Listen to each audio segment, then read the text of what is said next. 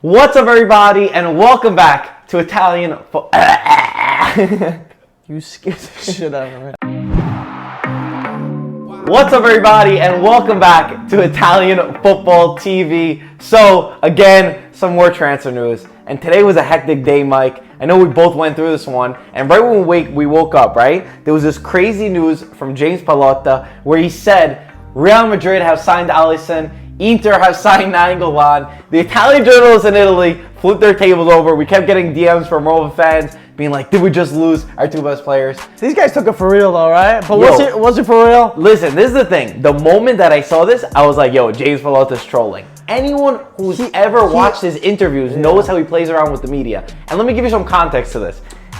He's on vacation in Naples right now. He's eating a nice pizza pie outside in Naples, beautiful Naples. These journalists interrupt him while he's eating.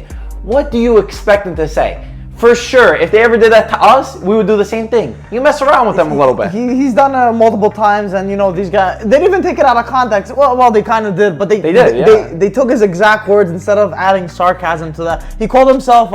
They didn't understand it. He was like, it's a stupid American thing or something. Yeah. Hitting back again at the Maybe that's why we understood, but I just think that it's just doing your research. Like, if you know how Pallotta is in his interviews, you know that. And we said it literally the second before it came out that it was sarcasm. We tweeted, guys, it's literally just a joke. And the best part was that Roma's Twitter account favored our thing, so we're like, all right. Dude, he had to come out and say it too. That's pretty embarrassing that he had to come out and say that he was joking. Leave the guy alone on his vacation. I mean, he has such little time, and then the journalists will always pound him with these serious questions. It's not just like, nice little thing. It's like a serious question about the Mercato that he's going to answer while he's eating pizza in Naples on his vacation. I like this approach, though. It's different than the regular not saying anything and be like, I don't want to talk right now. Okay, so that was like 12 hours ago from right now we're recording. DiMarcio just did his show where we always get the best news from, and unfortunately, things are not looking good.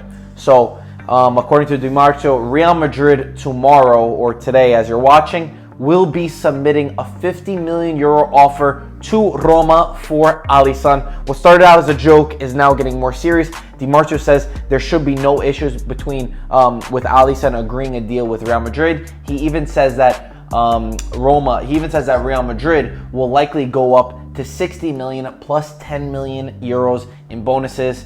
And that Roma are already looking at replacements, and one of them could be Alex Meret.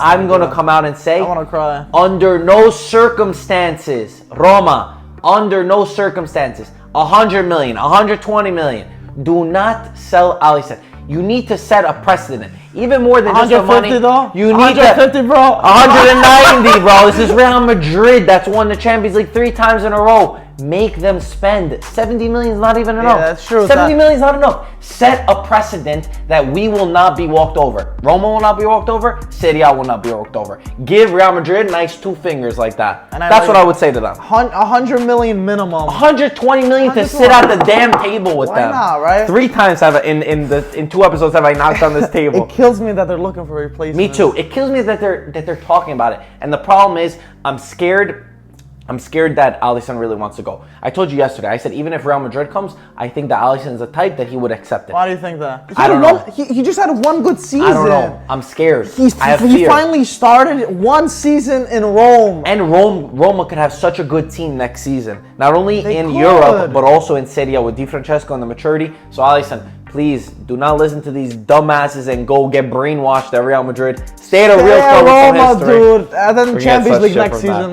maybe they'll take it. Okay, so a lot more news. DiMarcio came out and said that Higuain and Juventus, he said something happened, something is broken in the relationship. He says officially Juventus are putting Higuain up for sale. 50 to 55 million euros is what they would ideally like to get from him. And then he says there's no offers. Nobody has submitted an offer for Higuain yet. It's just in the new stages. But he thinks that there could be an option where Serie ends up joining Chelsea. Juve want Morata back. They might do a swap plus cash in exchange for Higuain and Morata, which could be the best of both worlds. I want to hear your opinion. What do you think? My opinion. I wonder what Higuain did. My opinion is that Morata is much younger. That he's great in Europe. He's not as consistent in the Serie A, but there's always been something missing with Higuain. Incredible in Serie A, but between him and Allegri, which does cause me concerns because, I mean, how is there always a relationship broken? Bonucci, Dani Alves, Marquisio. There's something a little bit scary about that in a sense. But Allegri's out, right? But no, but he predicted Real Madrid. But bro, You love we get this the button. Yo, you would keep winning, and maybe it's the right thing. Maybe it's good to get these, and I'm saying this on a limb, cancers out of the locker room. You know, people who don't fit. You know, I'm not saying it to them. I don't know who they are, but I'm just saying in that sense that maybe it's the best thing to do. Maybe you need to break that link off to always keep allowing the team to rebuild and rebuild. We've never seen 7 titles in a row, so maybe that's just part of it. I guess you can't fight Allegri. I mean, he gave so much. And no one says it's Allegri. No one's saying it's Allegri too. That's true. You're right. He said, I don't know what it is, but it's something that's broken. But at the end of the day, he is aging, and maybe it's not the worst thing to look for replacements. Okay, Inter have offered Dembele from Tottenham. They really want him in the center midfield. There's 31 years old. Again, we talked that we don't really know him. He has an offer from China that he really likes because he, I guess, wants the money. I don't want to speculate, but he wants the money. Come on, let's be honest. Why else are you gonna do? All right, I'm sorry. Look at this guy. But anyway, Inter made an interesting offer. They said, come play with us for a year or 2 years, then go to our sister club, which is Jiangsu in China, and make your money.